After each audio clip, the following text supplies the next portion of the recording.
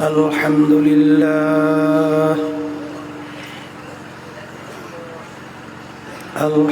لله نحمده ونستعينه ونستغفره ونؤمن به ونتوكل عليه ونعوذ بالله من شرور أنفسنا من يهده الله فلا مضل له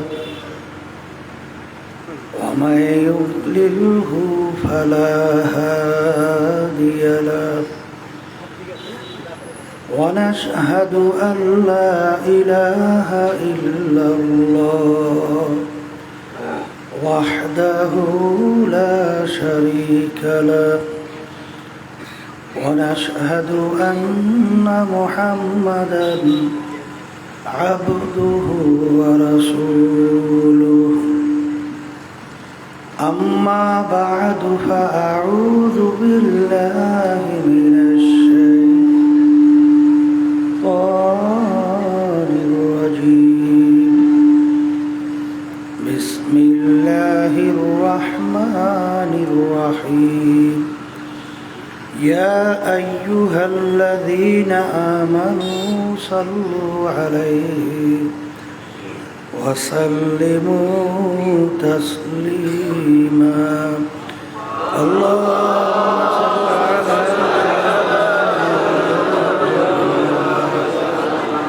حبيبنا ومولانا محمد صلى الله عليه وعلى آله وأصحابه وبارك وسلم اللهم صل على سيدنا حبيبنا ومولانا محمد صلى الله عليه وعلى آله وأصحابه وبارك وسلم اللهم صل على سيدنا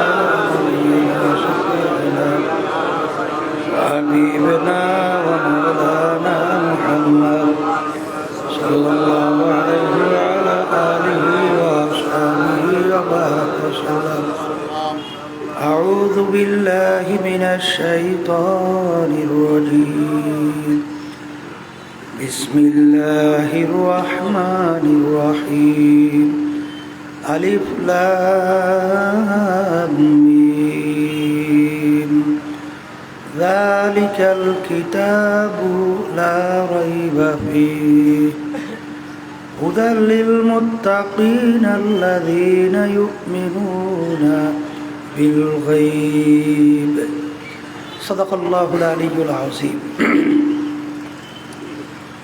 শুকরিয়া আদায় করতেছি মহান রব্বুল আলামিনের দরবারে। রব্বুল আলামিন ফিতনা ফাসাদের যুগ, বৃষ্টি বর্ষার মধ্যেও কষ্ট স্বীকার করে দ্বীনি মাহফিলে আমাদেরকে আসার বসার, দ্বীনি আলোচনা করার, শোনার তৌফিক আল্লাহ দান করছেন। শুকরিয়া তান সবাই বলি আলহামদুলিল্লাহ। অনেক লোকের কানে মাহফিলের দাওয়াত পৌঁছার পরেও অনেকের সুযোগ থাকা সত্ত্বেও মাহফিল আসে নাই। আবার তালাশ করলে দেখবেন বহু দূর থেকে কষ্ট স্বীকার করে আমার অনেক ভাইরা এই মাহফিলে পাগলের মতো সুইটা চলে আসছে। মান জাদ্দা ওয়াজাদা, যে যেই জিনিস পাওয়ার জন্য চেষ্টা করে ওই জিনিসে পাইয়াও যায়। আমার আব্বাজান দাদাজান চরমনের জমিনে ঘুমাই আস। আমার আব্বাজান বলতেন দ্বীনি মাহফিলে প্রথম থেকে শেষ পর্যন্ত থাইকা বাড়ি বিদায় হয়ে চলে গেলে আমলনামার মধ্যে কম পক্ষে হলেও 50 লক্ষ নেকি এরকম জমা হতেই পারে না। নিয়াত যাদের সহি, আল্লাহকে রাজি খুশির উদ্দেশ্যেই যারা আসছে, আল্লাহ রাব্বুল আলামিন তাদের আমলনামার মধ্যে লক্ষ লক্ষ নেকিও দান করবে। এত নেকি পাওয়া যাবে জানার পরেও আশেপাশে রাস্তাঘাটে, দোকানে, বাজারে, ঘরে অনেক আমার ভাইরা দুনিয়ার বিভিন্ন গল্পের ভিতরে লিপ্ত আছে। কেউ টেলিভিশন সাইরা ড্যান্স গানে লিপ্ত, কেউ বিভিন্ন হারাম কাজে টাসের আড্ডায়, জুয়ার আড্ডায়, মদের আড্ডায়। সুযোগ থাকা সত্ত্বেও মাহফিলে আসে নাই। আবার তালাশ করলে দেখবেন বহু দূর থেকে কষ্ট স্বীকার করে। আমার অনেক ভাইরা এই মাহফিলে পাগলের মতো সইটা চলে আসছে। না আসার কারণ হিসেবে আমার আব্বাজান রহমাতুল্লাহি আলাই বলতেন বুঝের অভাব, আর এই বুঝের জন্যই মাহফিলের ব্যবস্থা। ওমর ফারুক রাদিয়াল্লাহু তাআলা আনহুর নাম শুনছেন, অর্ধেক দুনিয়ার রাজত্ব করছিল। প্রথম অবস্থায় কাফেরদের ভিতরে একজন লিডার ছিল। কাফেরদের ভিতরে বৈঠক হয়েছিল, আল্লাহ রসুল সাল্লাল্লাহু আলাইহি ওয়াসাল্লামের মাথা মোবারক কে কাইটে নিয়ে আসতে পারবে, নাউজুবিল্লাহ। বিনিময়ে তাকে 100 লাল উট পুরস্কার দেওয়া হবে, নাউজুবিল্লাহ। কেউ সাহস পায় না। ওমর ফারুক রাদিয়াল্লাহু তাআলা আনহু খাপ থেকে তরবারি বের করে দাঁড়িয়ে গেছিল, আমি পারবো। লোকেরা দেখলো এমন ব্যক্তি দাঁড় হয়েছে, পারবেও। আল্লাহ রসুল সাল্লাল্লাহু আলাইহি ওয়াসাল্লামের মাথা মোবারক কাটার জন্য রওনা করছে। পথের মধ্যে কি ঘটনা হয়েছে আমরা অনেকেই জানি। অল্প সময়ের ব্যবধানে আল্লাহ রাব্বুল আলামিন তাকে এমন দিনের বুঝ দান করছেন, ওই তরবারি নিয়ে সর্বপ্রথম প্রকাশ্যে আল্লাহ রসুল সাল্লাল্লাহু আলাইহি ওয়াসাল্লাম সহ সাহাবায়ে কেরামদেরকে নিয়া রাজপথে ইসলামের পক্ষে নারায়ে তাকবীর আল্লাহু আকবার স্লোগান দিয়া নেমে গেছে। ওমর ফারুক রাদিয়াল্লাহু তাআলা বলছিলেন, সন্তানকে এতিম করতে চাও কাফেরেরা, পারলে আমি ওমরের সামনে আস। আমি ওমর মুসলমান হয়ে গেছি। স্ত্রী যদি কেউ বিধবা করতে চাও, পারলে আমি ওমরের সামনে আস, আমি ওমর মুসলমান হয়ে গেছি। একটু আগে তার বুঝ ছিল না, অল্প সময়ের ব্যবধানে আল্লাহ রাব্বুল আলামিন এমন বুঝ দান করলেন, সে এখন ইসলামের ভিতরে দিনের মধ্যে একজন বড় সৈনিক এবং লিডার হয়ে গেল। এখন মাহফিল তো বুঝের জন্যে, কিন্তু বুঝবে কারা বলেন? যারা মানুষ। বলেন সুরাতে মানুষ, ভিতরটা আবু জাহাল, উতবা সাহেব, আবু লাহাব মার্কা, এরা কিন্তু বুঝবে না। আবু জাহাল আল্লাহ হাবিব সাল্লাল্লাহু আলাইহি ওয়াসাল্লামের পক্ষ থেকে দিনের দাওয়াত পায় নাই, ঈমান আনছিল, দিন গ্রহণ করছে, করে নাই। উতবা সাহেব আবু লাহাব মার্কা আল্লাহর হাবিবের থেকে দিনের দাওয়াত পায় নাই, বরং আবু লাহাব আল্লাহ রসুল সাল্লাল্লাহু আলাইহি ওয়াসাল্লামের শুধু চাচা না, আপন বেয়াইও ছিল। আল্লাহ রসুল সাল্লাল্লাহু আলাইহি ওয়াসাল্লাম 2 মেয়েকে তার 2 ছেলের সঙ্গে বিবাহও দিয়েছে। আল্লাহ রসুল সাল্লাল্লাহু আলাইহি ওয়াসাল্লামকে কষ্ট দেওয়ার জন্যে প্রকাশ্য লোকের মধ্যে 2 মেয়েকে তার ছেলেদের মাধ্যমে তালাক দেওয়া হয়েছে। নাউজুবিল্লাহ, এত বড় কষ্ট দিয়েছে, এত বড় জালেম।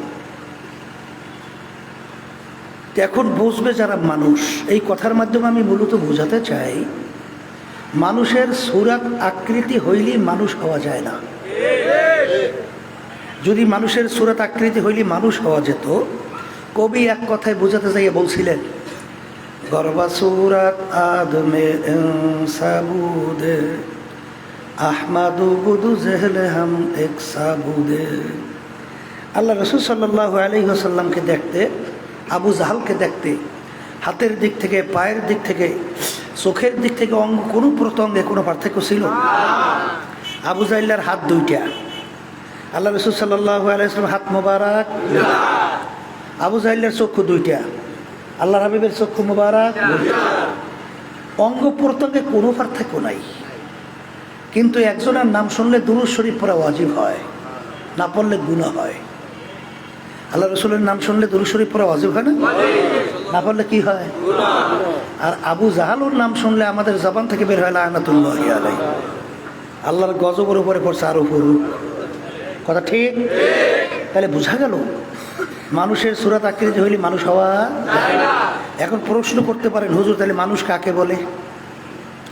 আল্লাহ রসুল সাল্লাল্লাহু আলাইহি ওয়াসাল্লাম মানুষের পরিচয় দিয়েছেন, আলা ওয়া ইন্না ফিল জাসাদি মুদগা, ইদা সলুহাল সলুহাল জাসাদু কুল্লু ওয়া ইদা ফাসাদাত ফাসাদাল জাসাদু কুল্লুহু আলা ওয়াহিয়াল আল।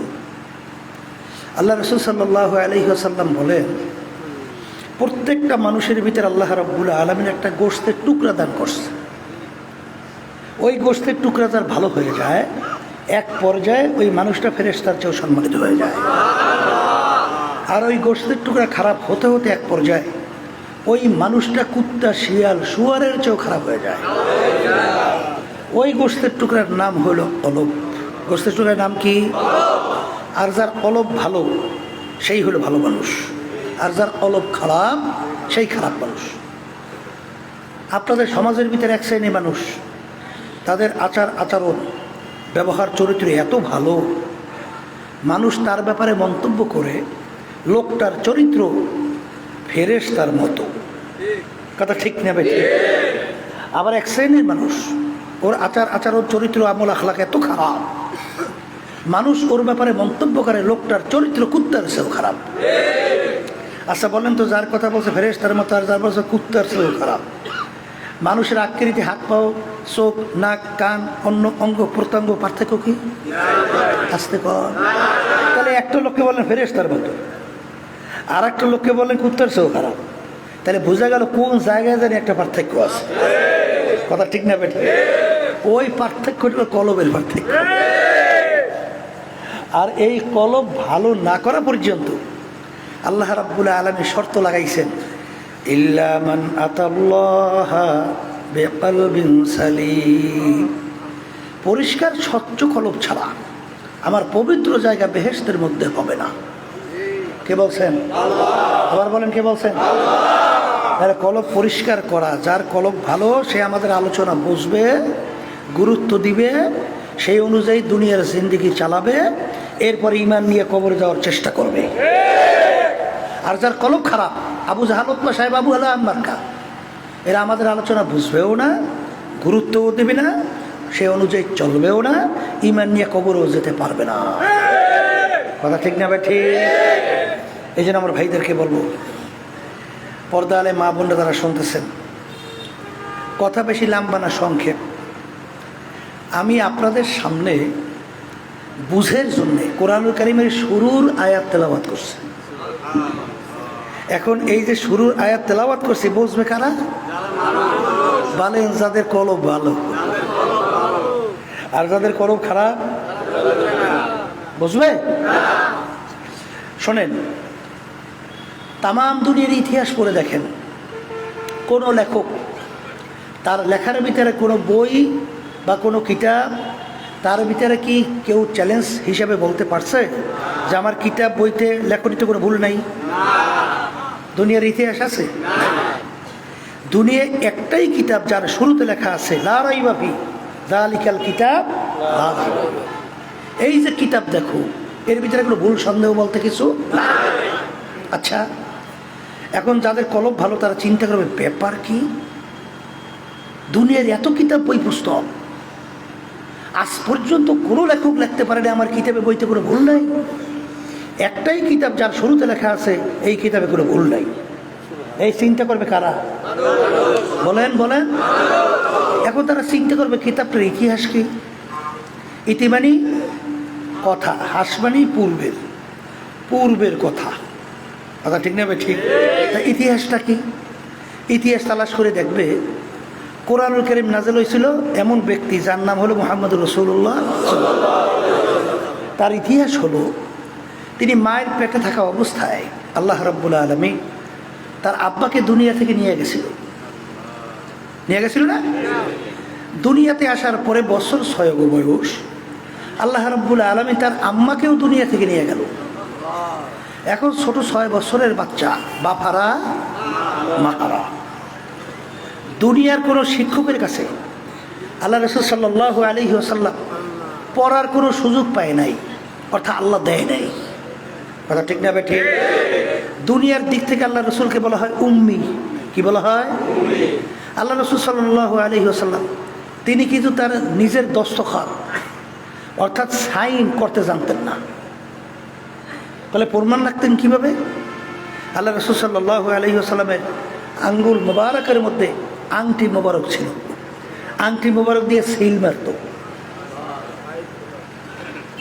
এই বছর খানিক হইবে এক ডক্টর আসছিল চরমনাইতে, সে আল্লাহ রসুল সাল্লাল্লাহু আলাইহি ওয়াসাল্লামের পক্ষ থেকে যে চিঠি লিখছিল আল্লাহর হাবিবের যে আংটি মোবারক দিয়ে সিল মারা, ওই চিঠি সিল মারা সহ আমার জন্য হাদিয়া হিসাবে কাজ দিয়ে বান্দাইয়ে নিয়ে আসছে।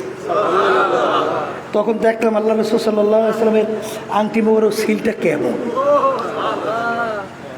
তাহলে তিনি দুনিয়ার কোনো শিক্ষায় শিক্ষিত ছিল না। তার উপরে 30 পারা কোরআনুল কারীম নাযিল হলো, যার শুরুতে লেখা আছে ভুল নেই, সন্দেহ নাই। এই চিন্তা করবে কারা? বলেন, মুখ খুলে বলেন। শোনেন, এখন কিছু মুসলমানের ঘরে সন্তান জন্মগ্রহণ করার পরে অনেক মুসলমান সন্তান, তাদের কাছে ইসলামের নীতি রীতি কালচার আদর্শ ভালো লাগে না, তাদের কাছে ভালো লাগে বিজাতিদের কালচার। কথা ঠিক না ভাই? ঠিক।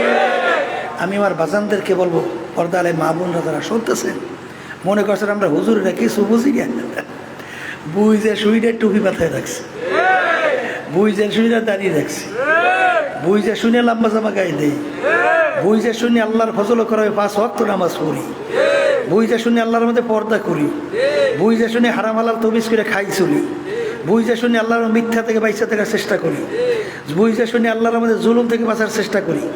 এই কথা বলেন না? বুঝে শুনে আল্লাহ এবং আল্লাহ রসুলের হুকুম মানার জন্য চেষ্টা করি, কারণ চিন্তা ভাবনা করে দেখছি কোরআনুল কারীম সত্য। ঠিক না ভাই? ঠিক। শোনেন, এই যে কানাডার টরন্টো ইউনিভার্সিটি, সেখানে এক প্রফেসর নাম হয়েছে কেরি মিরল, অঙ্ক এবং যুক্তিশাস্ত্রের উপরে পাণ্ডিত্য অর্জন করছে, বড় প্রফেসর। এবং তিনি খ্রিস্টান ধর্মের লোক ছিল। খ্রিস্টান ধর্মের উপরে, বাইবেলের উপরে এমন পাণ্ডিত্য অর্জন করছে, ধর্ম যাজক পাদ্রী বলা হয়, মানে বাইবেলে ধর্ম প্রচার করত, খ্রিস্টানদের ধর্ম প্রচার করত। তার সঙ্গে মুসলমানদের একজন পণ্ডিত আহমদ দিদার, তার সঙ্গে ডিবেট হয়েছে কোরআনুল কারীম এবং বাইবেল নিয়ে। তাই সে প্রমাণ করতেছে বাইবেল ঠিক, আর আহমদ দিদার বলে কি কোরআনুল কারীম ঠিক। ঠিক আছে, চ্যালেঞ্জ। এখন কেরি মিরল কোরআনুল কারীম নিয়ে রিসার্চ করা শুরু করছে, 1500 বছর হয়ে গেছে কোরআনুল কারীমের। কথা ঠিক না? ঠিক। বয়স হয়ে গেছে 1500 বছর। তাই 1500 বছর আগে এরকম কোনো বিজ্ঞানের আবিষ্কার ছিল? কথা বলেন। কোনো মোবাইল ছিল? টেলিফোন, ফ্যাক্স, স্যাটেলাইট, আচ্ছা কিচ্ছুই ছিল না। তাইলে বর্তমানে কোরআনুল কারীমের সঙ্গে বর্তমান বিজ্ঞানের সঙ্গে এবং বিভিন্ন দিক থেকে টক্কর লাগবেই, ভুল বের করা যাবেই। এই সাহস করিয়া তিনি কোরআনুল কারীম রিসার্চ শুরু করছে। যখনই প্রথম কোরআনুল কারীমের আয়াত তেলাওয়াত করে, এই যালিকাল কিতাব লা রাইবা ফিহি, এই যে কিতাব দেখো, এর ভিতরে কোনো ভুল সন্দেহ নাই, পড়ার সঙ্গে সঙ্গে তার শরীরের ভিতরে কম্পন শুরু হয়ে গেছে। তামাম দুনিয়ার ইতিহাস, তামাম দুনিয়ার ইতিহাস কোথাও দেখা যায় না। কোনো ব্যক্তি, কোনো দেখো, কোনো দার্শনিক, কোনো বৈজ্ঞানিক, কোনো পণ্ডিত আজ পর্যন্ত কেউ চ্যালেঞ্জ করতে পারে নাই যে আমার লেখনীতে কোনো ভুল নাই, আমার দর্শনে কোনো ভুল নাই, আমার আবিষ্কারে কোনো ভুল নাই। বরঞ্চ সবাই লেখে, ভুল হলে জানাবে, পরবর্তী সংস্করণে সংশোধন। কি আমি ভুল বলছি না ঠিক বলছি? কিন্তু কোরআনুল কারীম শুরুতেই পারে যালিকাল কিতাব লা রাইবা ফিহি, পড়ার পরেই তিনি আশ্চর্য হইয়া সামনে আরও রিসার্চ করা শুরু করছে। যত সামনে যায় কোরআনুল কারীম তাকে উল্টা প্রশ্ন ছুড়ে দেয়, তুমি যত তালাশ করো কোরআনুল কারীমের ভিতরে ভুল কোনোদিন পাওয়া যাবে না। এরপরে তিনি আরও একটা আশ্চর্য ব্যাপার দেখে, কোরআনুল কারীম তো মুহাম্মদ সাল্লাল্লাহু আলাইহি ওয়াসাল্লাম নিজে লেখা হতো, তাহলে তো তার নিজের গুণ কীর্তন, তার বংশের গুণ কীর্তন এটা একটু বেশি আসতো না? কিন্তু সেখানে কোরআনুল কারীমের ভিতরে দেখে তাদের যে নবী ঈসা আলাইহিস সালাতু ওয়াস সালাম এবং মারিয়াম আলাইহিস সালাতু ওয়াস সালামের নাম আসছে প্রায় 34 বারের মতো। তারই প্রশংসা। কথা বোঝেন? শুধু ঈসা আলাইহিস সালাতু ওয়াস সালামের নাম আসছে প্রায় 25 বারের মতো, কিন্তু মুহাম্মদ রাসূলুল্লাহ সাল্লাল্লাহু আলাইহি ওয়াসাল্লাম তার নাম আসছে মাত্র 4 বার। তিনি আরও আশ্চর্য। ব্যাপার কি? তাইলে ব্যাপারটা তো কেমন জানি। এরপর বিজ্ঞান নিয়ে, বর্তমান আবিষ্কার নিয়ে, বৈজ্ঞানিকের আবিষ্কার নিয়ে রিসার্চ করা শুরু করছে। দেখে বিজ্ঞান যে আবিষ্কার করে কোরআনুল কারীমের সঙ্গে 100% সব মিলে যায়। কোরআনুল কারীম সমুদ্র সম্পর্কে আলোচনা করছে না? সূর্য সম্পর্কে আলোচনা করছে না? বিভিন্ন মাখলুকের সম্পর্কে আলোচনা করছে না? যখনই রিসার্চ করে দেখে সব মিল। কোরআনুল কারীমে আল্লাহ রাব্বুল আলামিন কি বলছেন? মারাজাল বাহরাইনি ইয়ালতাকিয়ান বাইনাহুমা বারযাখুল লা ইয়াবগিয়ান ফাবিআইয়ি আলাই রাব্বিকুমা তুকাযযিবান। তিনি রিসার্চ করে দেখে যে সমুদ্র সম্পর্কে কোরআনুল কারীম যে কথা বলছেন 100% সব মিলে গেছে। আচ্ছা, আল্লাহ রাসূল সাল্লাল্লাহু আলাইহি ওয়াসাল্লাম যেখানে জন্মগ্রহণ করছেন সেখানে কোনো পানি আছে? আসতে বলেন। নদী, খালবিল, সমুদ্র? তাহলে আল্লাহ রাসূল সাল্লাল্লাহু আলাইহি ওয়াসাল্লাম সমুদ্র দেখছে? তাইলে সে দেখেও নাই, সে কোনোদিন খালবিল নদী সম্পর্কে জানেও না। তার উপরে কোরআন কারীম নাযিল হলো সমুদ্র সম্পর্কে। এখন বৈজ্ঞানিক রিসার্চ করে দেখে সমুদ্রের সঙ্গে 100% সব মিলে গেছে। কি বলছে? শুধু তাই না, আল্লাহ রাব্বুল আলামিন সত্য কালামের ভিতরে বলছেন যে আমি যাহা কিছু সৃষ্টি করছি সব জোড়ায় জোড়ায় জোড়ায় জোড়ায়। আমরা তো অনেক জিনিস আগে বুঝতাম না। আমরা ধান লাগাই না, এই ধানের ভিতরে আবার জোড়া জোড়া নাকি? একদিন আমি রাস্তা দিয়ে যাইতে আছি, দেখি একটা, এই যেই জমিনে ধান লাগায় আপনারা কি বলেন, ক্ষেত বলেন না জমিন বলেন? হ্যাঁ, বুঝছেন তো, বুঝছেন তো। এই ক্ষেতের ভিতরে ধান লাগাইছে। এখন দেখি কিছু ধান উঁচা, কিছু ধান ছোট। আমি জিজ্ঞেস করি ব্যাপার কি? কিছু ধান বড় দেখা যায়, কিছু ধান ছোট, ব্যাপার কি? বলে হুজুর ওই যে বড় ধানগুলো ওগুলো পুরুষ ধান, আর হুজুর ওই ছোট ধানগুলো মহিলা ধান। কি বলছে? পান খাই না? পান পান খান? আচ্ছা, অনেকে তো পান খায়। একদিন একজন আমাকে বলে হুজুর কোন পানটা বেশি স্বাদ লাগে জানেন? যেই পানটার ওই যে পানের শির আছে না, আর সে গোড়া মিললে যায়, যেটা গোড়া পুরোপুরি মেলে ওই পানটা মজা লাগে বেশি, আর যেটা গোড়া পুরো মেলে নাই ওইটা মজা কম লাগে। কারণ কি? করে হুজুর একটা পুরুষ আর একটা মহিলা। তাহলে বুঝলেন কি? কোরআনুল কারীম কি বলছেন? সত্য না ভুল? এখনো কোরআন কারীম আমাদের মাঝে আছে না নাই? হ্যাঁ, চ্যালেঞ্জের আয়াত।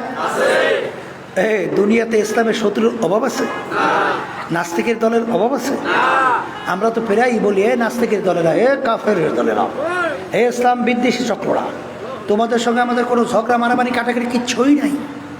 সবাই একত্রিত হও, শুধু মানুষ না, সমস্ত মাখলুকা একত্রিত হইয়া পারলে কোরআনুল কারীমে একটা ভুল বের করে দেখা। চ্যালেঞ্জের আয়াত আছে না নাই? যারাই চ্যালেঞ্জ হিসাবে যখনই রিসার্চ করতে গেছে কালিমা মেরে মুসলমান হয়ে গেছে। বছর খানিক হয় না, আমেরিকার একজন ধর্মযাজক এই খ্রিস্টানদের পাদ্রী রিসার্চ করে কিছুদিন আগে তিনি নিজে কালিমা পড়ে মুসলমান হয়ে গেছে। তিনি মন্তব্য করতেছিলেন আমি এতদিন পরে আমার নিজের ঘরে ফিরিয়ে আসছি। এরকম ভাবে যারাই রিসার্চ করে তারাই কালিমা পড়ে মুসলমান হয়। এই কথার মাধ্যমে আমি মূলত বোঝাতে চাই কোরআনুল কারীম আবার একটু আস্তে কর, তাই সত্য যদি হয়। এখন আমার ভাইদেরকে বলবো, পর্দা আলেম মা বোনেরা যারা শুনতেছেন, আল্লাহ রাব্বুল আলামিন, আল্লাহ রাব্বুল আলামিন আমাদেরকে দুনিয়াতে পাঠাইছেন। পাঠানোর কোনো উদ্দেশ্য নাই? আর একটু আস্তে কর। আছে আছে। আল্লাহ রাব্বুল আলামিন আমাদেরকে এই দুইটা পথ দেখাইছিল, হাদাইনা হুম নাজদাইন। আমি তোমাদেরকে দুনিয়াতে পাঠাইছি, পাঠাবার পরে আমি তোমাদেরকে স্বাধীনতা দান করছি। আমহিল হুম ওয়াইদা, স্বাধীনতা দান করছি। কেন? লিয়াবলুয়াকুম আইয়ুকুম আহসানু আমালা, তোমাদের আমলের পরীক্ষার জন্যে। কি পরীক্ষার জন্যে? তা স্বাধীনতা না থাকলে পরীক্ষা হয়? ছাত্রছাত্রী পরীক্ষা দেয় না? হলের মধ্যে দেয় দেয় 3 ঘন্টা স্বাধীনতা আছে না নাই? প্রশ্ন দেওয়া হয়, লেখার জন্য পত্রও দেওয়া হয়, যা মনে করে তা লেখবে। বাধা দেওয়ার কোনো আইন আছে? যদি বাধা দেওয়া হয় পরীক্ষা থাকে না। কথা বলেন না কেন? পরীক্ষার হলে পরীক্ষার জন্য সময় দেয় 3 ঘন্টা, যা মনে কয় তা লেখো। কেউ যদি ওই নিরিবিলি সময় পাইয়া দুনিয়ার গল্প কাহিনী লিখে সময় নষ্ট করে, ফলাফল বাইরে হবে কি? ফেল করছে, একেবারে 0। এখন ঘরের দরজা বন্ধ করিয়া লজ্জায় কাঁদে। ঠিক না? ঠিক। আল্লাহ রাব্বুল আলামিন আপনাকে আমাকে দুনিয়ায় পাঠাইয়া আল্লাহ বলতেছেন তোদেরকে আমি স্বাধীনতা দান করলাম। কেন? পরীক্ষা করার জন্য, পরীক্ষার হল। আর পরীক্ষার হলের মধ্যে আমি তোদেরকে 2টা রাস্তা দেখাইলাম। একটা রাস্তা চললে তুই চিরকাল এমন এক ঘর মেহমানখানা তোদের জন্য বানাইছি যেখানে একবার ঢুকলে আর বের করা হবে না। তার নাম হলো বেহেশত। তার নাম কি? আর স্বাধীনতার ভিতরে আমি তোদেরকে জাহান্নামের রাস্তাও দেখাইছি। ওই রাস্তায় যদি কেউ চলো, আমি তোদেরকে বাধা দেব না দুনিয়ার মধ্যে, কারণ পরীক্ষার হল। কিন্তু এর পরিণাম হবে এমন এক কঠিন জায়গা, যেই জাহান্নামের ভিতরে আমি এমন আযাব তোদের জন্য রাখছি, এমন শাস্তি তোদের জন্য রাখছি, যেই শাস্তির ব্যাপারে কেউ কোনোদিন দেখে নাই, শোনেও নাই, কল্পনাও আসে নাই। তার চেয়েও কঠিন। জোরে বলেন কথা ঠিক কিনা? কিন্তু পরীক্ষার হলের ভিতরে দুনিয়ায় যেরকম ইচ্ছা সেরকম চলবি, কিচ্ছু বলবো না। কথা ঠিক না বেঠি? এখন আমার বাজানদেরকে বলবো, পর্দা আলে মা বোনরা যারা শুনতেছে, কোরআনুল কারীম সত্য, ঠিক না? এখন আল্লাহ রাব্বুল আলামিন কোনটা সিরাতাল মুস্তাকিম জান্নাতের রাস্তা, কোনটা জাহান্নামের রাস্তা, এইটা দেখাবার জন্য, চিনাবার জন্যে আল্লাহ রাব্বুল আলামিন যুগে যুগে নবী রাসূল পাঠাইছেন। 1 লক্ষ বা 2 লক্ষ 24,000 নবী রাসূল আল্লাহ দুনিয়াতে পাঠাইছেন। তার ভিতরে সর্বশ্রেষ্ঠ এই রাসূল পয়গম্বর, তার নাম হলো মুহাম্মদুর রাসূলুল্লাহ। আল্লাহ রাব্বুল আলামিন তাকে দুনিয়াতে পাঠাইছেন। কেন পাঠাইছেন? আপনাকে আমাকে পথ দেখাবার জন্যে, কোন পথে চললে তুমি জান্নাতে যেতে পারবা আর কোন পথে চললে তুমি ধ্বংস হয়ে জাহান্নামে চলে যাবা, এই পথ দেখাবার জন্য আল্লাহ তার রাসূলকে দুনিয়াতে পাঠাইছেন। কথা ঠিক কিনা? বিদায় হজের বাসর জাবালে রহমতের গোড়ায় তার বাহনের উপর আল্লাহ রাসূল সাল্লাল্লাহু আলাইহি ওয়াসাল্লাম দাঁড়াইয়া প্রায় 1.25 লক্ষ সাহাবায়ে কেরামদের উপস্থিতিতে এই আয়াত শরীফ তেলাওয়াত করলেন। আল-ইয়াওমা আকমালতু লাকুম দীনাকুম ওয়া আতমামতু আলাইকুম নি'মাতি ওয়া রাদিতু লাকুমুল ইসলামা দীনা। হে আমার উপস্থিত সাহাবায়ে কেরাম, কিয়ামত পর্যন্ত উম্মতেরা, আজকের এই দিন ইসলাম বা দিন পরিপূর্ণ হয়ে গেল। সবাই বলেন সুবহানাল্লাহ। তাহলে দিন কি? আবার কর। এখন আবার দিন অনেকে বুঝছেন কি নাকি জানে, কলে হুজুর এখন দিন রাত্র, আবার দিন কন দেই আপনি। শোনেন, আল্লাহ রাসূল সাল্লাল্লাহু আলাইহি ওয়াসাল্লাম সাহাবায়ে কেরামদেরকে নিয়ে বসা। এক ব্যক্তি আসলো, ওমর ফারুক রাদিয়াল্লাহু তাআলা আনহু, তিনি ওই মজলিসে বসা ছিলেন। সাহাবায়ে কেরাম বলতেছেন, ব্যক্তি আসলো, ব্যক্তিকে আমরা কেউ চিনি না, ব্যক্তিকে আমরা কেউ চিনি না। ব্যক্তি মদিনা শরীফের লোক না। যদি মদিনা শরীফের লোক হতো তাহলে আমরা চিনতাম। আর ব্যক্তি মুসাফির না। যদি মুসাফির হতো তাহলে তার সঙ্গে তো কিছু আলামত চিহ্ন মুসাফিরে থাকতো, কিচ্ছু নাই। ব্যক্তির শরীরের ভিতরে পোশাক একেবারে দবদবে সাদা, চুলগুলো একেবারে মিসমিসে কালো, সাজানো গোছানো। ব্যক্তি আইসা সরাসরি আমাদের ভিতর থেকে যাইয়া আল্লাহ রাসূল সাল্লাল্লাহু আলাইহি ওয়াসাল্লামের হাঁটু মোবারকের সঙ্গে হাঁটু বড় মিশিয়ে বসছে। আমরা আরো আশ্চর্য হয়ে গেছি, ব্যক্তি কে? এত বড় সাহস! আল্লাহ রসুলের হাঁটু বড় হাঁটু মিশিয়ে বসছে।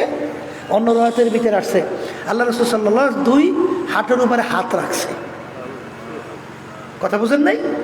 এর অর্থ কি? বুঝা গেল ব্যক্তির সঙ্গে আগে আল্লাহ রসুলের সঙ্গে পরিচয় আছে। কি আছে?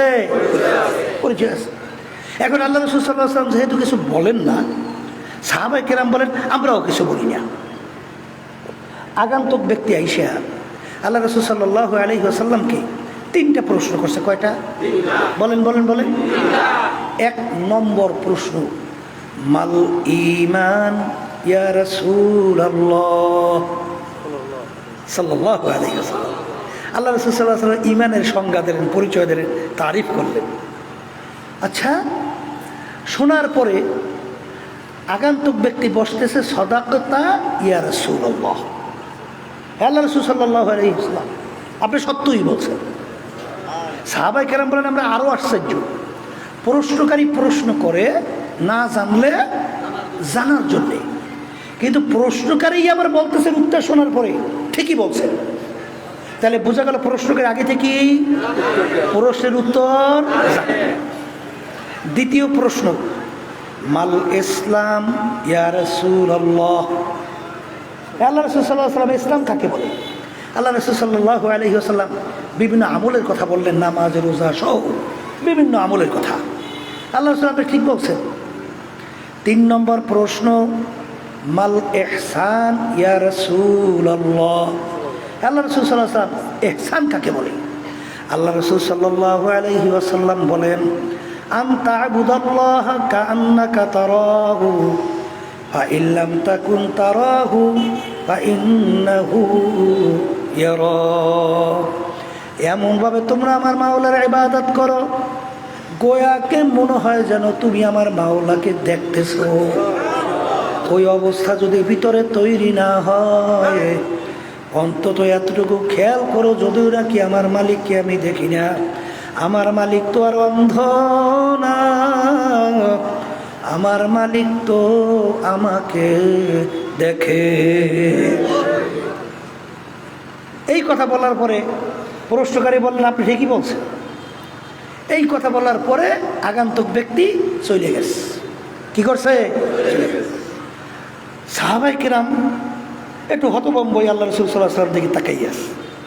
আল্লাহ রাসূল সাল্লাল্লাহু আলাইহি ওয়াসাল্লাম বলেন, আগন্তুক ব্যক্তি কে তোমরা কেউ চিনছো? বলে হুজুর চিনি নেই। তখন আল্লাহ রাসূল সাল্লাল্লাহু আলাইহি ওয়াসাল্লাম বলেন,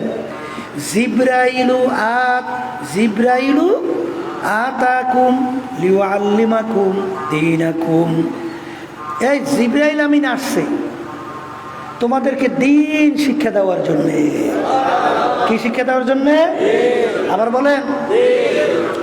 তাইলে দিন শিক্ষা দেওয়ার জন্য আসছে, তাহলে বোঝা গেল ইসলামের সমস্ত বিষয়াদিগুলোকে একত্রিত করলে তার নাম হলো দিন। তার নাম কি? আচ্ছা, পাইলেন।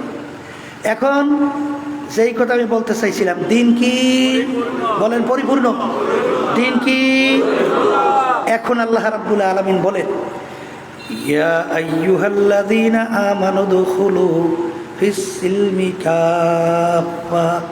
ওই সত্য কালাম থেকে আমি কিন্তু তেলাওয়াত করতে আছি।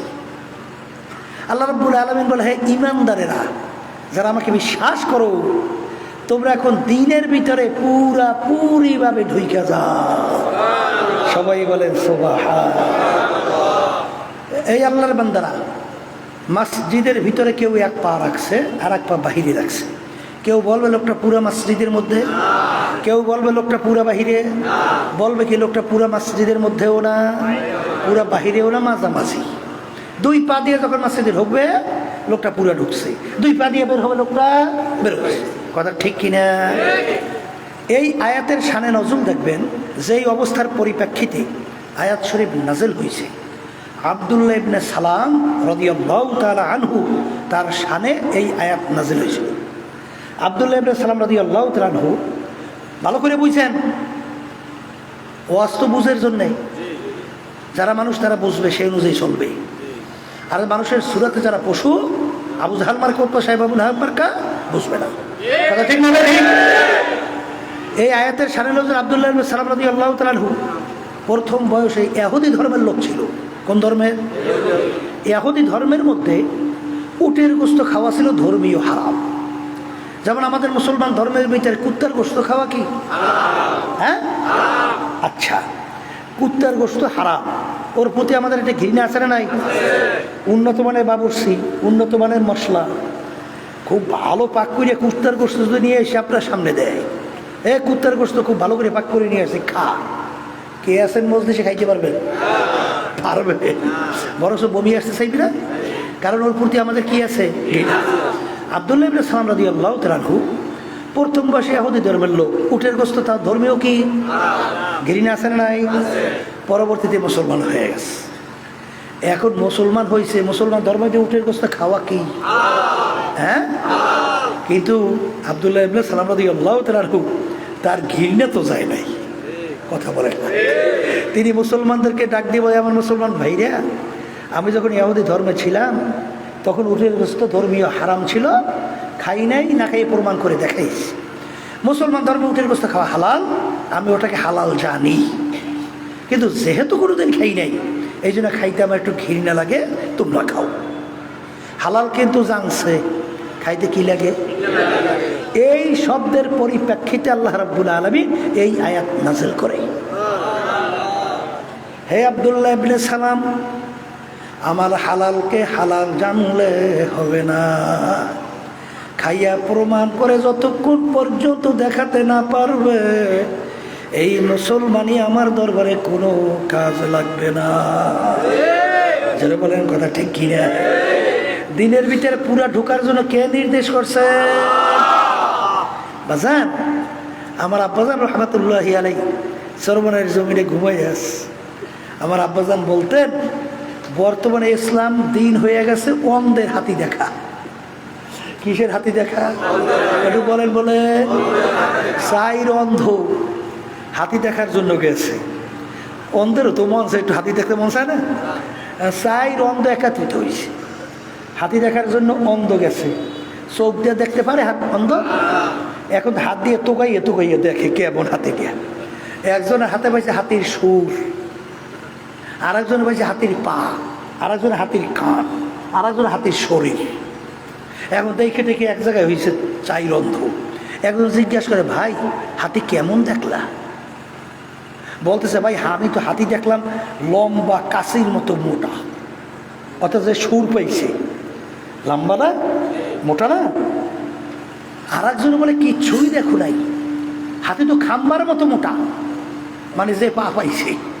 আর একজন বলে, তুমি কিচ্ছুই দেখো নাই, হাতি তো কুলার মতো চ্যাপটা কান, যে কান ধরছে কুলার মতো চ্যাপটাটা হাতির কান। হ্যাঁ, আর একজনে বলে, হাতি তো কেউই কিছু দেখো নাই, হাতি তো ঘরের মতো যে শরীর দেখছে। এখন চাইরন তো ঝগড়া বাঁচছে না বাজে নাই? চোখ খোলা ব্যক্তি পাশ দিয়ে যায়, জিজ্ঞাসা করে, ভাই তোরা ঝগড়া করিস কেন? বলে, ভাই আমি হাতি দেখছি এরকম, ও বলে এরকম, ও বলে এরকম, ও বলে এরকম। চোখ খোলা ব্যক্তি বিষয়টা বুঝতে পারছে। আসলে ওরা তো চক্ষু দিয়ে হাতি দেখতে পারে নাই, দেখছে তো হাত দিয়ে তোগাইয়ে তোগাইয়া, যে যেরকম পাইছে সেরকম মন্তব্য। চোখ খোলা ব্যক্তি বলে, তোরা ঝগড়া করিস, থাম, আসলে পূর্ণ হাতি তোরা কেউ দেখো নাই। ওই চাইরো জিনিস মিলে তার নাম হইল হাতি। কথা ঠিক কিনা? আল্লাহ রাসূল সাল্লাল্লাহু আলাইহি ওয়াসাল্লাম দুনিয়াতে আসছেন, দিন পরিপূর্ণ। আল্লাহ রাসূল সাল্লাল্লাহু আলাইহি ওয়াসাল্লাম মৌলিক 4টা কাজ ছিল। কয়টা? জোরে বলেন। 1 নম্বর মুখস্থ রাখেন, দাওয়াত। 2 নম্বরে তালিম। 3 নম্বরে তাজকিয়া নফস। 4 নম্বরে জিহাদ। 4 নম্বরে চাইরোটা একাত্রে লাগবে। এক শ্রেণী আমার বাজান আছে শুধু দাওয়াতের মধ্যে আছে, কিন্তু তালিম এলেমের কোনো খবর নাই। যদি জিজ্ঞাসা করে, ভাই এটা সূরা ফাতিহা তেলাওয়াত করেন তো, দেখবেন সহিভাবে তেলাওয়াত করতে পারে না। নামাজের ভিতরে তেলাওয়াত যদি সহি না হয় নামাজ হবে? আরে সবাই বলেন ফলে হবে হবে হবে। এই কেরা সহিভাবে তেলাওয়াত করা ফরজ না? আর একটু আসতে কম। অনেক বাজানদের চেষ্টাও নাই, গুরুত্বও নাই। কোরআনুল কারীমের কোনো জায়গায় টান বেশি কম হইলে অর্থ পরিবর্তন হয়। কথা ঠিক কিনা? যেমন এই এক শ্রেণী বর্তমানে বাই নিয়েছে বাংলাদেশে, শোনেন নাই? এই বড় বড় নেতারা মন্ত্রীরা বলে, মানে আমাকে হুজুর আলেমদেরকে টিটকে দিই পারে, কলে আমার বাপের জানাজা নামাজ হুজুর বলে লাগবে না, আমি ভরাইতে পারবো। কথা বোঝেন নাই? এই ভালো, তোমার বাপের জানাজা নামাজ তুমি পড়ো, তো খুশি, অসুবিধা কি? কিন্তু ওই রকম পড়াইও না। এক মন্ত্রী বলছিল না, দোয়া করে, আল্লাহ আমার এই নেতা শেখ মুজিবুর রহমানের জন্যে এই জাহান্নামের ভিতরে একটা ভালো স্থান তুমি দান করিও। আপনারা শুনছিলেন? শুনছেন না? এই জাহান্নামের ভিতরে ভালো একটা স্থান চাই, এইরকম যদি আর বাপের জানাজা নামাজ পড়ায় তা আগেই তো বেহেশতে পাঠায় না, জাহান্নামে পাঠায়। জোরে বলে কথা ঠিক না? তাই অর্থ বোঝা লাগবে না। শোনেন, আমরা কি বলি? লা ইলাহা ইল্লাল্লাহ মুহাম্মাদুর রাসূলুল্লাহ। এখানে লা টান দিয়েছেন না দেন নাই? যদি লা টান না দিয়ে পড়েন অর্থ কি হবে? আল্লাহ ছাড়া আরো অনেক সৃষ্টিকর্তা আছে, অনেক মাবুদ আছে। কাফের না মুসলমান? আসতে কয় কাফের না মুসলমান? একটু টানের কারণে অর্থ কি হয়ে গেছে? এই জন্য নামাজের ভিতরে কেরাত সহিভাবে তেলাওয়াত করা ফরজ। এই ক্ষেত্রে যে আমার আব্বাজান রহমাতুল্লাহি আলাইহি বলতেন, চরমনার কোনো মুজাহিদ, চরমনার কোনো মুরিদ মূর্খ থাকতে পারবে না, প্রত্যেক মুজাহিদকে আলেম হতে হবে। এখন অনেক মুরব্বীরা মনে মনে বলতে পারে, হুজুর এখন আমরা বুড়ো হয়ে গেছি, হুজুর এখন আলেম হব কিভাবে? দাওরা হাদিস পাশ করার হুজুর সময় এখন আছে? হুজুর কামেল পাশ করবো কেমনে? নিজেই তো রুহু আয়ার চাই। এই দাওরা হাদিস কামেল পাশ করার নামই শুধু আলেম না, আপনার আমলের জন্য যতটুকু ইলম দরকার অতটুকু ইলম শিক্ষা করার নামই হলো আলেম। কথা ঠিক না? ঠিক। এই জন্য এই আলেম বানাবার জন্যে আমাদের তরিকার যে 5টা ঔষধ, এর ভিতরে একটা হলো সাপ্তাহিক তালিম হালকায় উপস্থিত থাকা। সেই তালিম হালকার মধ্যে নামাজ কিভাবে পড়তে হবে, রোজা কিভাবে রাখতে হবে, সূরা মাস্ক করানো হয়, জরুরি মাসালাগুলো শিক্ষা দেওয়া হয়। কারণ একটা লোক যদি না জানে আমল করবে কেমনে? আস্তে কর। উজুর ভিতরে কয় ফরজ, ফরজ গোসলে কয় ফরজ, নামাজে কয় ফরজ, ভিতরে কয় ফরজ, বাহিরে কয় ফরজ, ওয়াজিব কয়টা, সুন্নাত কয়টা, কোনটা হারাম কোনটা হালাল, এইটা যদি আপনি না জানেন তাহলে আপনি আল্লাহর কাছে না পেয়ে জান্নাতে যাবেন কেমনে? এটা শেখা লাগবে না? তাহলে তালিম লাগবে, লাগবে। একটু আস্তে করে আস্তে লাগবে। 3 নম্বরে তাজকিয়া নাফস, তাজকিয়া আত্মশুদ্ধি। তাজকিয়া নাফস কি? ওই যে বলছি না, ইল্লা মান আতাল্লাহা বিকলবিন সালিম, পরিষ্কার পরিচ্ছন্ন কলব ছাড়া আমার মালিক বলেন আমার পবিত্র জায়গা বেহেশতের মধ্যে হবে না। এই আত্মশুদ্ধিও ফরজ। আত্মশুদ্ধি কি?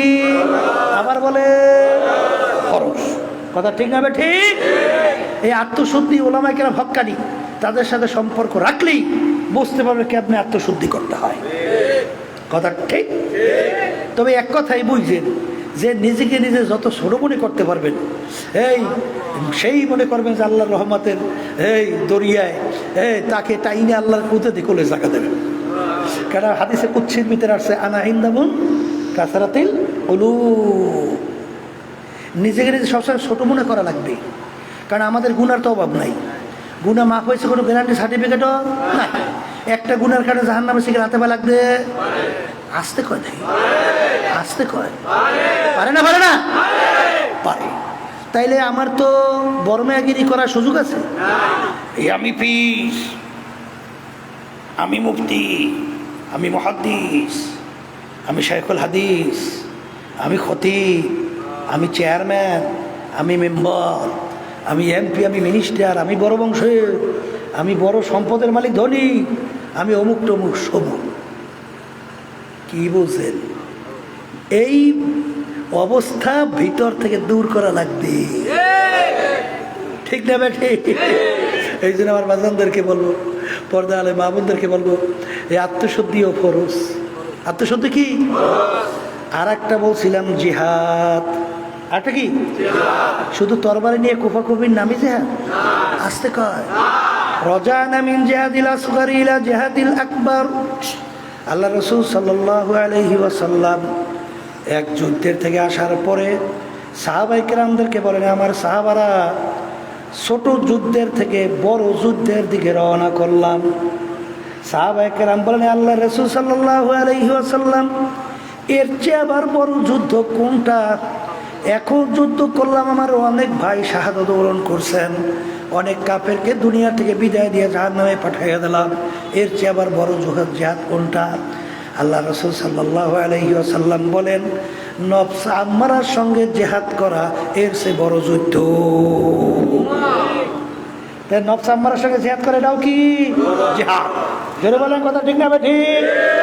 এরপর আল্লাহ রাসূল সাল্লাল্লাহু আলাইহি ওয়াসাল্লাম বলেন, মান রাআ মিনকুম মুনকারান ফালিয়ুগাইয়িরহু বিয়াদিহি ফাইন লাম ইয়াস্তাতি ফাবিলিসানিহি ফাইন লাম ইয়াস্তাতি ফাবিকলবিহি ওয়া যালিকা যাফুল ঈমান। হে আমার সাহাবারা, আকওয়া অর্থাৎ শক্তিশালী ঈমান হলো অন্যায় প্রতিবাদে হাত দিয়ে অন্যায়কে ফিরাইয়া দেওয়া। কি দিয়া? হাত দিয়া। ওই পরিমাণ যদি তোমার শক্তি না থাকে, মুখ দিয়া বইলা অন্যায়কে ফিরাইয়া দাও। এই মধ্যম দরজার ঈমান। শেষের দরজার দুর্বল ঈমান, যদি তোমার কথা বইলা ফিরাবার অন্যায়ের শক্তি না থাকে, মনে মনে পরিকল্পনা করতে থাকো কিভাবে অন্যায় এর পরিবর্তন ঘটানো যায়। কিভাবে? কথা কর না, কিভাবে অন্যায় পরিবর্তন করা যায়। অনেকে কিন্তু এর ব্যাখ্যা করে মনে মনে ঘৃণা করো। আগে বললে আসছেন হাত দিয়া ফিরাও, মাঝখানে বলছেন মধ্যে বললে ফিরাও মুখ দিয়া, আর শেষের অবস্থানে ভাই ঘৃণা করো। হ্যাঁ না, কি হবে? মনে মনে পরিকল্পনা করা লাগবে কিভাবে ফিরানো যায়। শেষের অবস্থানকে বলল আল্লাহ রাসূল সাল্লাল্লাহু আলাইহি ওয়াসাল্লাম বলছেন ঈমানের দুর্বল অবস্থা। এক শ্রেণী আমার বাজানরা আছে, আজকে সমাজ রন্ধ্রে রন্ধ্রে অন্যায়, অবিচার, ইসলামের বিরুদ্ধাচারণ, নাস্তিকতা সর্বত্র সয়লাভ হয়ে গেছে। কিন্তু সে একটু নামাজ পড়ে, রোজা রাখে, সে একটু তাসবিহ নিয়ে মাওলার জিকির করে মনে করছে যথেষ্ট না। হাদিসের ভিতরে আসছে, যার ভিতরে জেহাদি প্রেরণা থাকবে না, ওর মৌত হবে মুনাফিকের মৃত্যু। কিসের মৃত্যু? আর মুনাফিকের ব্যাপারে আল্লাহ রাব্বুল আলামিন ফি দারকিল আসফালি মিনান। কথা ঠিক না বেঠিক? অনেকে মনে হচ্ছে একটু নামাজ পড়ি, একটু রোজা রাখি, হ্যাঁ একটু তাসবিহ নিয়ে মাওলার জিকির করি, হজ করি, আর অসুবিধাটা কোথায়? আল্লাহর বান্দারা, এই আপনারা আমার নামাজ দিয়ে আল্লাহ করবে কি? এই আল্লাহ রাব্বুল আলামিন আপনার নামাজের কোনো দরকার? একটু কথা বললেন। রোজার কোনো দরকার? হজের কোনো দরকার? আমরা যে কোরবানি পশু জবাই করি, এর রক্ত কষ্ট আল্লাহর কাছে পৌঁছে? হ্যাঁ, তাহলে তো নাই পৌঁছে। তাহলে এখানে বসে বসে একটু সেজদা দেন, মনে করছেন যে সব কিছু হয়ে গেছে? না।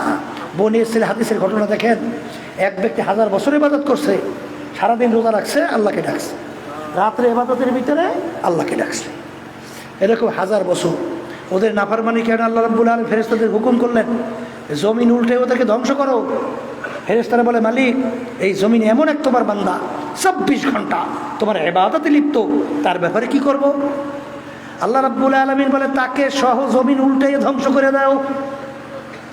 মালিক ব্যাপার তো কিছু বুঝি নাই, জমিনের ভিতরে এত অন্যায়, এত অবিচার, এত ইসলামের বিরুদ্ধাচরণ চলছে, ওর একদিন ভোরাও ব্যাখ্যা হয় না, চিন্তাও হয় নাই এর পরিবর্তন কিভাবে ঘটানো যায়।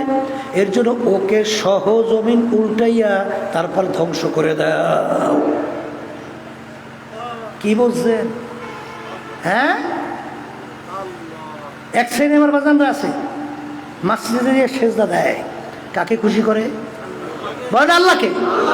কাকে খুশি করে? আবার মসজিদ থেকে বের হইয়া কিছু এরকম দল, রাজনীতি, দুনিয়ামুখী, মানব রচিত তন্ত্র মন্ত্র, কুফুরি, কি একটু আসতে কর।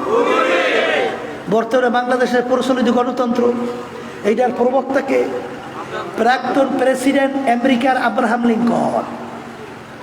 তিনি বলছিলেন এই গণতন্ত্রের theory, government of the people, by the people, for the people. তিনি এক কথায় বুঝাতে চায় সমস্ত ক্ষমতার মালিক জনগণ। এইটা যদি কোনো নামাজি বলে সমস্ত ক্ষমতার মালিক জনগণ, তাইলে তো আল্লাহর ওলি হইয়া গেছে। আর একটু আসতে কর। ইমান আছে? বর্তমানে যে আওয়ামী লীগ সরকার কি ধর্মনিরপেক্ষ তোমার কোনটি আসতে কয়, ব্যাখ্যা কি দেয় জানেন? যার যার ধর্ম সে পালন করবে। এই নিরপেক্ষ শব্দের অর্থ কি আপনারা কি জানেন? কোনো পক্ষ নাই। নিরপেক্ষ শব্দের অর্থ কি? একটু আস্তে করেন, একটু আস্তে করেন। না আমার ব্যাখ্যা ভুল হয়েছে? আচ্ছা ভুল হয় নাই। আচ্ছা বলেন তো, নিরপেক্ষ শব্দের তো কোনো পক্ষ নাই, কিন্তু যার যার ধর্ম সে পালন করবে, এই নিরপেক্ষের ব্যাখ্যা হয়? এটা সম্পূর্ণ একটা অযৌক্তিক না, সম্পূর্ণ একটা ধোঁকাবাজি না? আচ্ছা বুঝলাম। এরপরে আসেন, এই পাগল ছাড়া সচেতন কোনো মানুষ যার একটু বুদ্ধি হয়েছে সে নিরপেক্ষ হয়? একটু আসতে কর, হয় কোনোদিন? আচ্ছা আমি যদি জিজ্ঞাসা করি, এই মিয়া তুমি কেডা? বলে আমি কৃষ্ণ, আমি একজন হিন্দু, আমার ধর্ম হইল হিন্দুত্ববাদ। পক্ষ হয়েছে না নিরপেক্ষ? আপনারা ভালো করে বুঝেন একটু, পক্ষ না নিরপেক্ষ? আচ্ছা জিজ্ঞাসা করে, এই বেটা তুই কে? বলে আমি জর্জ ডব্লিউ বুশ, আমি একজন খ্রিস্টান, এই আমার ধর্ম হলো খ্রিস্টবাদ। পক্ষ না নিরপেক্ষ? আমাকে যদি কেউ জিজ্ঞাসা করে, এই আপনাকে, আমি বলবো কি আমার নাম রেজাউল, আমি একজন মুসলমান, আমার ধর্ম হলো ইসলাম। পক্ষ না বিপক্ষ? এই ধর্মকর্ম মানে কারা জানেন? নাস্তিক, ধর্মহীনতা। এই জন্য বাংলাদেশের ওই দলীয় এক নেতা বলছিল, আমি হিন্দুও না, আমি মুসলমানও না। আপনাদের জানা আছে না? জানা নাই? পাগলামি মনে করছে? হ্যাঁ, একটু নামাজ পড়ে কপালে দাগ পড়ছে আর মনে করছেন আপনি দরবেশ হয়ে গেছেন। বুজুর্গি কি নেহি হামকো জরুরত, গোলাম আপনা বানালে খোদায়া। মসজিদের ভিতরে সেজদায় পইড়া সুবহান রাব্বিয়াল আলা কইয়া মালিককে খুশি করে, আবার মসজিদ থেকে বের হইয়া এই দলীয় নীতি আদর্শ বাস্তবায়নের জন্য তাদের পক্ষে স্লোগান দেয়, আমার নেতার চরিত্র ফুলের মতো পবিত্র, নামাজ পড়ে না একক, তো দাঁড়াইয়া দাঁড়াইয়া প্রস্তাব করে। আসতে কয় দেয়। বাংলাদেশের আমার রিক্সাওয়ালা বাজানরা রাস্তা রিক্সা চালায়, মাথার গাম পায়ে পড়ে, এত কষ্ট অর্জিত সম্পদের ভিতরে ভ্যাট ট্যাক্স বসাইয়া সেই টাকা সরকারি ফান্ডে জমা, আর সেই টাকা লুটপাট কইরা বিদেশে বেগম পাড়া তৈরি করে। আমি মনে একটা ভুলই বলছি, আমার অনেকে রাগ হইতে পারে, কিন্তু বাজার পা ধরছি। তোমার কবরে তুমি যাবা, আমার কবরে আমি যাব, তোমার কবরের প্রশ্নের উত্তর তুমি দিবা, আমার কবরের প্রশ্নের উত্তর আমি দেব। কবরে কিন্তু প্রশ্ন তিনটা, মান রব্বুকা ওয়া মা দীনুকা ওয়া মান নাবিয়ুকা।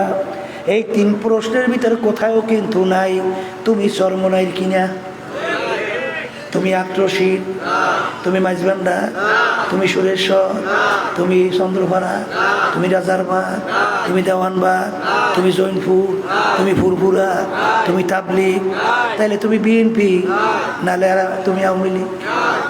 আওয়ামী লীগ কইলে একটা কবরে বোঝা পারা হইতে পারে।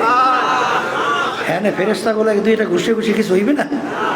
হ্যাঁ, ও কয় কি এই বর্তমানে এক শ্রেণী আমার বাজাররা বিভিন্ন ক্ষমতা, বিভিন্ন পথ, এই কেডাইছে রে, এই অমুক দলের সভাপতি, ওরে মানুষ ভয়তে ও অস্থির সভাপতি আইছে।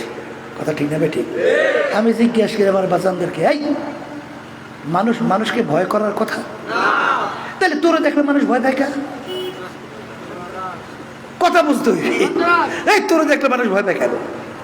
মানুষ তো ভয় পায় একটা পাগলা কুত্তারে। পাগলা কুত্তারে মানুষ ভয় পায় না? একটা পাগলা কুত্তা, ওর কোন দিক বিদিক আছে? ও দেখলে তো দৌড়েই কামড়াবার জন্য আসে, মানুষ ভয়তে অস্থির। তাহলে তোরে মানুষ ভয় পায় কা? তাহলে বুঝতে হবে এখন তুই মানুষ নাই, তুই একটা পাগলা কুত্তার চেয়েও খারাপ, এখন মানুষ নাই।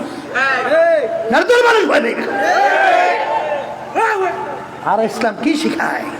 ওমর ফারুক রাদিয়াল্লাহু তাআলা আনহু অর্ধেক দুনিয়ার রাজত্ব করলেন, বাংলাদেশের মতো প্রায় 200 দেশের রাজা। আমিরুল মুমিনিন মসজিদের ভিতরে খুতবা দেয়, এক সাধারণ মুরব্বী দাঁড়ায় বলে, আমির আপনার খুতবা শুনবো না প্রশ্নের উত্তর না দেওয়া পর্যন্ত। কি প্রশ্ন বলো? আমির আপনার গায়ে যে জামা দেখছি, জামাটা তো রিলিফের কাপড়ের জামা। রিলিফের কাপড় আমিও পাইছি, আপনিও পাইছেন। আমার কাপড় দিয়ে আমার পূর্ণ জামা হয় নাই, আপনার জামাটা কিভাবে পূর্ণ হইল বলেন? অর্থাৎ বুঝাইতে চায় আপনি ক্ষমতায় কাপড় বেশি দিয়েছেন। নাউজুবিল্লাহ। আমি ডাক দিয়া বলে, এই প্রশ্নের উত্তর দিবে আমার ছেলে আব্দুল্লাহ। এই কথা বলে আমির বসে গেছে। আব্দুল্লাহ দাঁড়াইয়া বলে, কাপড় আমিও পাইছি, আব্বাও পাইছে। আমি দেখি আমার কাপড় দিয়ে আমার পূর্ণ জামা হয় না, আব্বার কাপড় দিয়েও আব্বার পূর্ণ জামা হয় না। তাই আমার কাপড়টাকে আমি আব্বাকে দান করছি। এখন 2টা কাপড় মিলে আমার আব্বার পুরো একটা জামা হয়েছে। মুরব্বী বলে, আমি প্রশ্নের উত্তর পাইছি, এখন খুতবা শুনবো। এই হলো ইসলামী নীতি আদর্শ। এ মুসলমানের সন্তান, কোন নীতি আদর্শের পিছনে করো?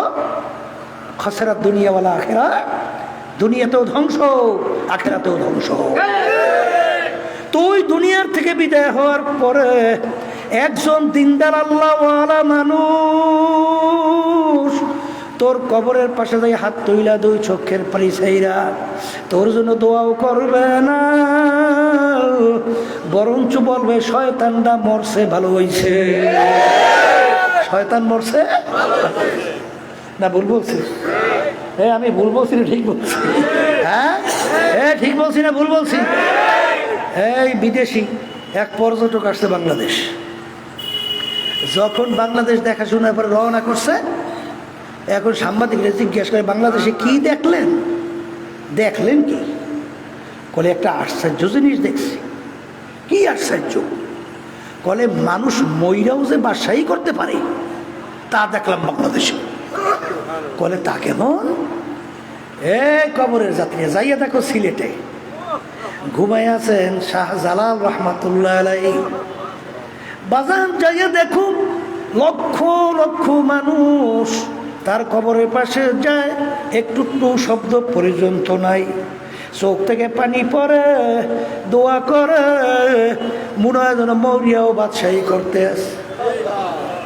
তোমাদের এই জমিনে ঘুমাই আছে চিটাঙে আমানুর শাহ রহমাতুল্লাহ আলাইহি। কে ছিল? একজন জজের চাপরাশি। কিসের চাপরাশি? জজ এসলাসে বিচার করত, তিনি তার জজের মাথায় পিছন থেকে বাতাস টাইনা বাতাস করত। চাপরাশি কইতো, চাপরাশি। এই আমানুর শাহ রহমাতুল্লাহ আলাইহি জজের খবর নাই, আর আমানুর শাহ রহমাতুল্লাহ আলাইহি এমন অর্জন, এমন কিছু কইরা গেছেন, এমন মানুষ হইয়া দুনিয়া থেকে বিদায় নিয়ে কবরে গেল, কিয়ামত পর্যন্ত মানুষ তার জন্য দোয়া করতে থাকবে। ভুল বলছি না ঠিক? যাইয়ে দেখো পটুয়াখালী জেলা মির্জাগঞ্জ থানা। আমি কয়েক মাস আগে ওই কবরের পাশ থেকে রওনা করছি স্পিড বোট। স্পিড বোটের ভিতরে হঠাৎ দেখি ড্রাইভার ওই কবরের কাছে যাইয়ে থামাইয়া দিয়েছে। কি করছে? কিরে ব্যাপার? বলে, আমার ওই যে ইয়ারউদ্দিন সাহেব রহমাতুল্লাহ আলাইহি, তিনি কি মানুষ ছিলেন? একজন দোকানদার, পেঁয়াজ রসুন আদা বাহালি বাহালি, এই মুদি দোকান, সাধারণ একজন মুদি দোকানের লোক। কি অর্জন করছে? যত স্টিমার, যত রকেট, যত বড় বড় যান ওখান থেকে যায়, টবের কইরা থামাইয়া তাকে সম্মান কইরা সামনে যাইতে হয়। ময়রাও বাদশাহী করতে আসে। যাইয়া দেখো ঢাকা হাইকোর্টের মাজারের মধ্যে যাদের কথায় মনে হয় বাংলাদেশের মাটি থরথর করে কাঁপত, আজকে হাইকোর্টের মাজারে পইরা রইছে একজন দিনদার আল্লাহওয়ালা মানুষ তো দূরের কথা, কুকুর যাইয়া কবরের ভিতরে প্রস্রাব করে। না ভুল কইছি? হ্যাঁ ভুল কইছি না ঠিক কইছি? হ্যাঁ, এক শ্রেণীর মনে করে ওরে সর্বনাশ, আমি অমুক সম্পদের মালিক, অমুক এমপি, অমুক টমুক সমুক। আমার আব্বাজান রহমাতুল্লাহ আলাইহি বলতেন, হে দুনিয়ার মানুষ, ডাকাইতের দলের সর্দার পাওয়ার কত, ওর দলীয় লোক যদি কোনো অন্যায় করে অনেক সময় গুলি কইয়া মেরে ফেলায়, ডাকাইত না মাইয়া আত্ম ভাই ফেলায়। ওর এই সর্দারি মাতুব্বারি কতক্ষণ? পুলিশের হাতে অ্যারেস্ট হওয়ার আগ পর্যন্ত। পুলিশের হাতে অ্যারেস্ট হওয়ার পরে যখন বুট দিয়া লাগাবে, দইরা পারাবে, হাত পা ভেঙে ফেলবে, কোথায় যাবে ওর সর্দারগিরি, কোথায় যাবে ওর সারগিরি, কিছুই কিন্তু থাকবে না। হে দুনিয়াদার পাগল আমার বাবারা, হে দুনিয়ার বড় লোক আমার বাবারা, হে বড় বংশের আমার বাবারা, হে ধনী আমার বাবারা, হে বড় শিক্ষিত আমার বাবারা, হে দুনিয়ামুখী বড় বড় দলের নেতা আমার বাবারা, ভালো করে শুইরা রাখো বাজান রে, ভালো কইরা বুইরা কবরে রওনা করো। এই মাতুব্বরি সর্দারি কতক্ষণ? আজরাইলের হাতে অ্যারেস্ট হওয়ার আগ পর্যন্ত। এই জোরে বলো কথা ঠিক না ঠিক? এই জন্য আমার ভাইদেরকে বলবো, পর্দা আলে মা বোনদেরকে বলবো, বাজান তোমার কবরে তুমি যাবা, আমার কবরে আমি যাব। ভাজান তুমি কবরে প্রশ্নের উত্তর তুমি দিবা, আমার কবরের প্রশ্নের উত্তর আমি দিব। কবরে কিন্তু কোনো দলাদলি চলবে না। কেউ বিভিন্ন দলের পিছনে পড়ছেন। আমার আব্বাজান রহমাতুল্লাহ আলাইহি বলতেন, বাজান যতক্ষণ পর্যন্ত তোমাদেরকে আমি কোরআন এবং হাদিস অনুযায়ী রাস্তা দেখাবো, ততক্ষণ পর্যন্ত তোমরা আমার কথা মানবা, সেই অনুযায়ী তোমরা চলবা। যখন কোরআন এবং হাদিসের বাহিরে তোমাদেরকে কোনো কথা মানার জন্য বলবো, চলার জন্য বলবো, তখন আমার থেকে চরমনাই থেকে তোমাদের ভাইগা যাওয়া অজিব। সর্বনারায়ণ পুরান মুজাহিদ মনে আছে কার? মনে আছে, মনে আছে, মনে আছে, মনে আছে। কারণ আমার আব্বাজান বলতেন, বাজান তোমরা যদি কবরে যাওয়ার পরে কেউ পরিচয় দাও আমি চরমনের মুরিদ, কোনো কাজ হবে না রে বাজান।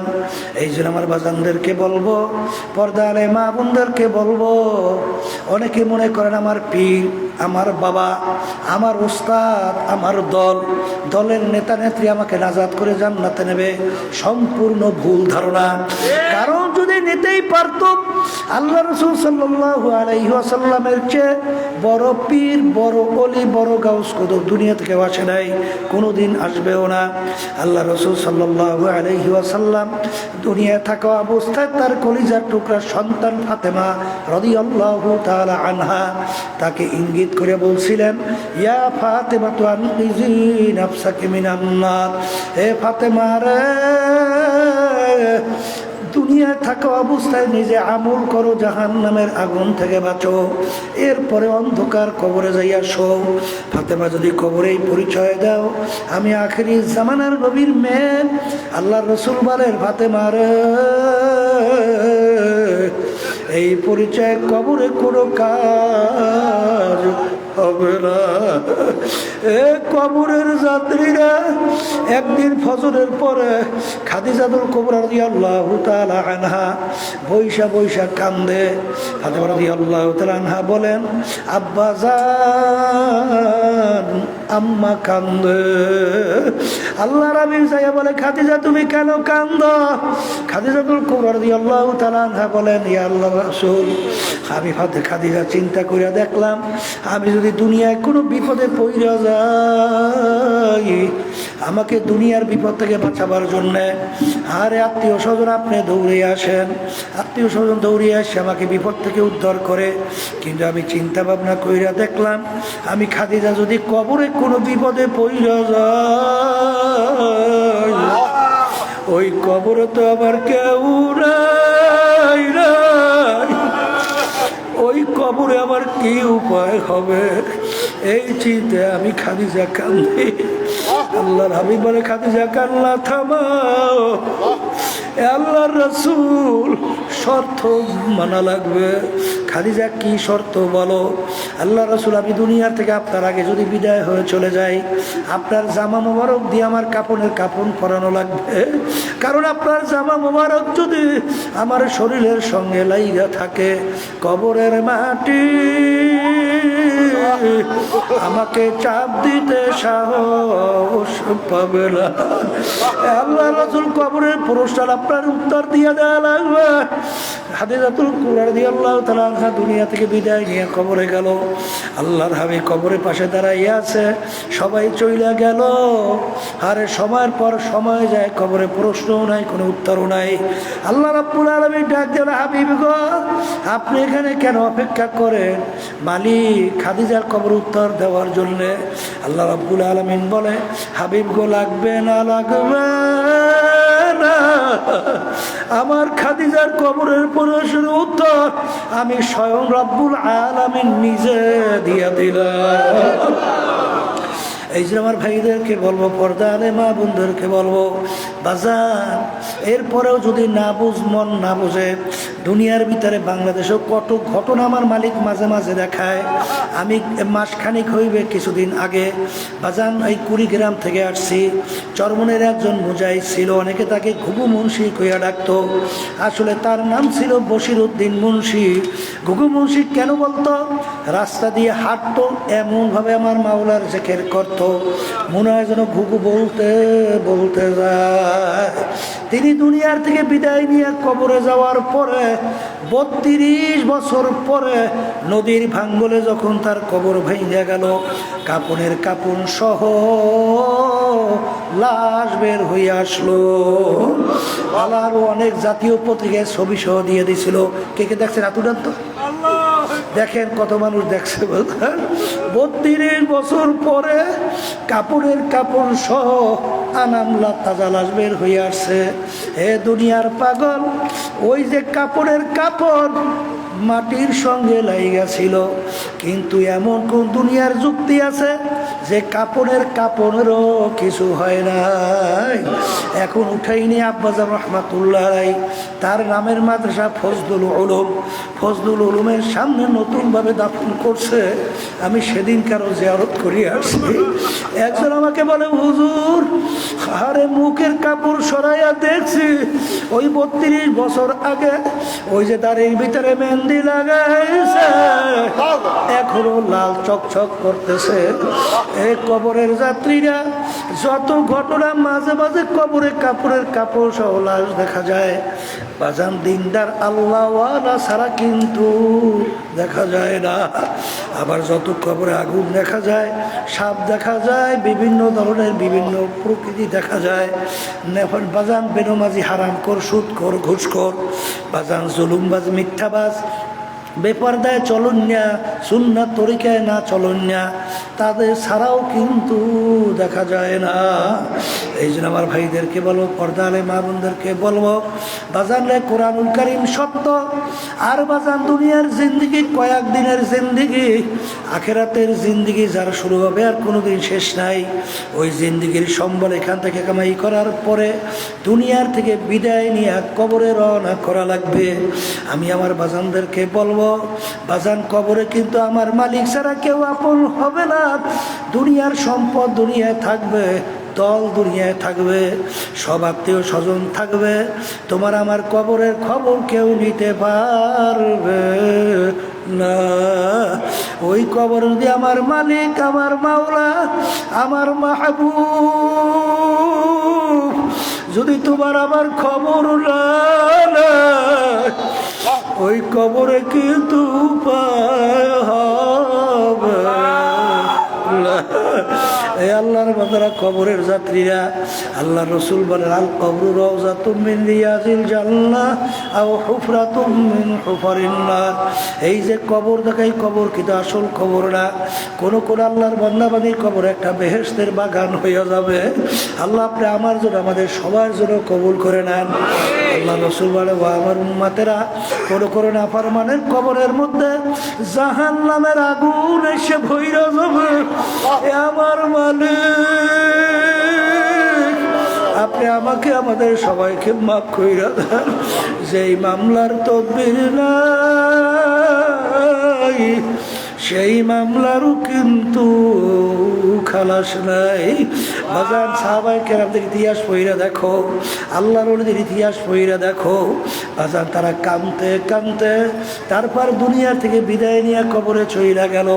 ওমর ফারুক রাদিয়াল্লাহু তাআলা আনহু মাওলার ভয়, জাহান্নামের ভয়, মালিকের আযাব গজবের ভয়, কাঁদতে কাঁদতে গাল মোবারকের ভিতরে দুইটা কালো দাগ পর্যন্ত পইড়া গেছিল। বাজার ওসমান রাদিয়াল্লাহু তাআলা আনহু অনেক সময় কবর দেখলে এমনভাবে অজরে কান্না শুরু করত, কাঁদতে কাঁদতে অনেক সময় দাঁড়ানো অবস্থায় ঠাস কইরা বইসা পড়ত। জিজ্ঞাসা করে, হযরত এরকম কবর দেখলে আপনি কেন অস্থির হইয়া যান? তিনি বলেন, আমার সাথীরা আখিরাতের যেই কয়টা ঘাটে, তার প্রথম নম্বর ঘাঁটি হইল কবর। এই কবরে যার সঙ্গে ভালো ব্যবহার হবে, সামনের ঘাঁটিতেও ভালো ব্যবহারের আশা করা যায়। এই জন্য আমি কবর দেখলে সহ্য করতে পারি না। যেই মামলার তদবির নাই, ওই মামলারও কিন্তু খালাস নাই। এই জন্য আমার বাজানদেরকে বলবো, আল্লাহ রসুল বলেন, ইবকু ইবকু ফাইল্লাম তাবকু ফাতাবাকু। হে আমার উম্মতেরা, কান্দো কান্দো, কান্না না আসলে কান্নার ভান ধরো। আল্লাহ রাব্বুল আলামিন বলেন, ফালিয়াদহাকু কালিলান ওয়ালিয়াবকু কাসীরা। হে আমার বান্দা বান্দীরা, বেশি কান্দো, কম কম হাসো, গুনার কথা মনে করো, তারপর মালিকের দরবারে কাঁদো, কারণ চোখের ডরায় পানি আসতে দেরি, আমার মালিক তোমাকে আমাকে মাফ করতে দেরি করবে। মান বাকা মিন খাশিয়াতিল্লাহ হারামাল্লাহু তিলকাল আইনা আলান নার। আল্লাহ আহারে, যেই আল্লাহর বান্দা বান্দি আমার মাওলার ভয়, আমার মালিকের জাহান্নামের ভয়, দুই চোখ দিয়া পানি সেইরা কাঁদবে। আল্লাহ রাসূল সাল্লাল্লাহু আলাইহি ওয়াসাল্লাম বলেন, তার জন্য জাহান্নামের আগুন হারাম হইয়া যাবে। আল্লাহুম্মা আমিন। এই ঘরের মেয়ে লোকেরা হাত উঠাও, গুনার কথা মনে করো, দুই চোখের পানি ফালাও, আমার মালিকের দরবারে কাঁদো আর বাচ্চা। যদি কান্না না আসে, কান্না মনকে বুঝাও, ওরে মন, একদিনে ঘরের দরজা দিয়ে নতুন বউ হয়ে উঠছিল রে মন, কত মেয়ে লোকে শরবত খাওয়াইলো, কত মেয়ে লোকে বাতাস করলো। আবার এমন একটা দিন আসবে, এই ঘরের দরজা দিয়া মরা লাশ হইয়া বের হবা। ছেলে কানবে মা মা করে, মেয়ে কানবে মা মা করে, জবাব তো আর দিবা না। আল্লাহ, আপনি মাঠের দিকে চাইয়া দেখেন, আল্লাহ আপনার বান্দারা কিভাবে কান্দে। মালিক, আমাদের ছেলেও মরে নাই, মেয়েও মরে নাই, গুনাহ করে বসছি,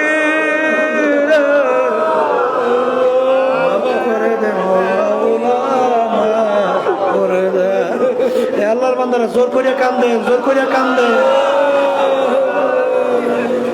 সন্তান মারা গেলে চোখে পানি আসে, সম্পদ নষ্ট হয়ে গেলে চোখের ভিতরে পানি আসে। তোমার আমার গুনার কারণে যে জাহান্নামের আগুন জ্বলছে, ওই জাহান্নামের আগুন চোখের পানি ছাড়া ঠান্ডা হবে না। আল্লাহ যাদের উসলে মাহফিল হইল, যারা চেষ্টা কারণে সাহায্য করলো, আল্লাহ সবাই উপরে খাস মেহেরবানি নাজেল করেন। আল্লাহ, আমরা যারা মাহফিলে উপস্থিত হয়ে গেলাম, আমাদের সবার উপরে খাস মেহেরবানি নাজেল করেন। আল্লাহ, আমাদের আম্মা আব্বা দাদা দাদু নানা নানু আত্মীয় স্বজন যারা অন্ধকার কবরে শুয়ে রয়েছে, সবার কবরকে বেহেশতের বাগান বানায়া দেন।